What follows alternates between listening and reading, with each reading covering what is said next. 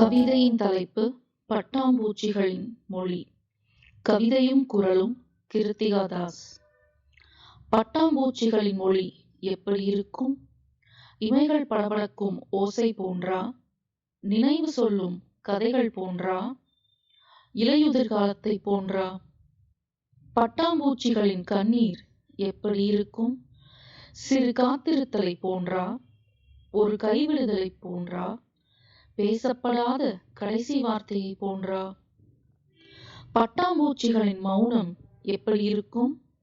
நாளைக்கென்று ஒத்திவைத்த மன்னிப்பு போன்றா? மறைத்து வைத்த பாவத்தை போன்றா? அழிந்து போன ராஜ்யத்தை போன்றா? பட்டாம்பூச்சிகளின் பயம் எப்படி இருக்கும்? அறிந்தே சொன்ன ஒரு பொய்யை போன்றா? மீண்டும் ஓர் அழிவை போன்றா? திரும்ப முடியாத தூரம் போன்றா? பட்டாம்பூச்சிகளின் தனிமை எப்படி இருக்கும்? அர்த்தங்களற்ற காரணங்கள் போன்றா? நினைவில் தங்கிவிட்ட குரலொன்றை போன்றா? தூசி படிந்த கனவை போன்றா? பட்டாம்பூச்சிகளின் மகிழ்ச்சி எப்படி இருக்கும்? மனதோடு தங்கிவிட்ட தாலாட்டினை போன்றா? அன்றளர்ந்த சிசுவின் முதல் நொடி போன்றா? ஆசீர்வதிக்கப்பட்ட அதன் சிறகுகள் போன்றா?